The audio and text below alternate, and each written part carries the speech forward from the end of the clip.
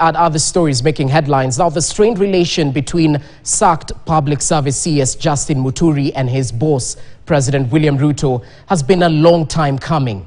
Kenyans have been waiting to see whether the president will crack the whip and fire Muturi, or whether the unhappy former CS rather, will resign from the cabinet. The president axed Muturi just a day after he asked him or called him incompetent, forcing the former speaker to hit back at the president. And as the war of words escalated today, questions have been raised over the president's choice of leaders. Why is he appointing incompetent people to serve in his administration? Jeff Kirui interrogates. They say when a hyena wants to eat its children, it first accuses them of smelling like goats. Well, the president has finally cracked the whip, firing the renegade member of his cabinet, Justin Muturi, who has been a thorn in the flesh of his government. This coming just hours after the head of state termed the former Attorney General and National Assembly Speaker as incompetent. President Ruto's conclusion that Muturi is incompetent stems from the former government chief legal advisor's failure to expedite the rollout of Muslim Endowment Fund that had been proposed by Muslim leaders while he was serving as the Attorney General. I had a problem with the AG who was there. He was fairly incompetent, but I now have a very competent lady. But Muturi equally hit back. In a statement on X, formerly Twitter, Muturi says the Waqf Act does not have a provision for Muslim Endowment Fund, a response that implies the president's assurance to the Muslim community that his administration will implement the fund is a violation of the law. Muturi has gone bare-knuckle attack against his boss, President William Ruto, sustaining attacks on the very government that he was serving, accusing it of being behind the wave of abductions, targeting critics of the Kenya Kwanza administration. The buck must stop somewhere.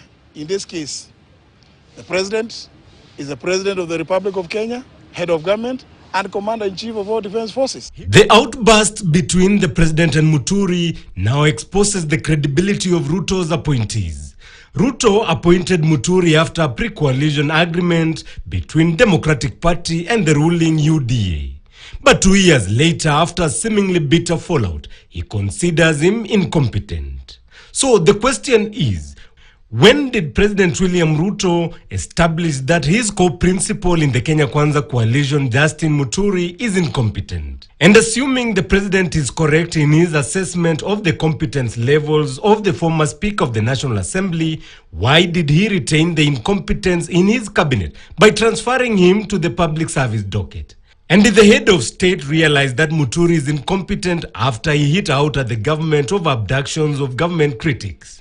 President Ruto's choice of leaders has not gone without questions. In August 2023, the president questioned the competence of some cabinet secretaries, including PSs he had picked in his administration. How do you run a ministry or a department or a parastatal if you have no information?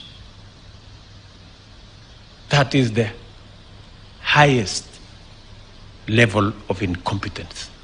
Muturi's case is not isolated. When President Ruto fell out with his first deputy Rigathi Gachagua, the president went for his jugular. Kuna watu matapeli ambao walikuwa na kazi kubwa kubwa wakashindwa because of incompetence. The firing of Justin Muturi is no surprise. It fits the political matrix of the ever-changing face of President William Ruto's cabinet. Halfway through his term, this is the 5th time that President William Ruto is effecting a cabinet shakeup. Are these changes based on competence, or are they just for political expediency? Jeff.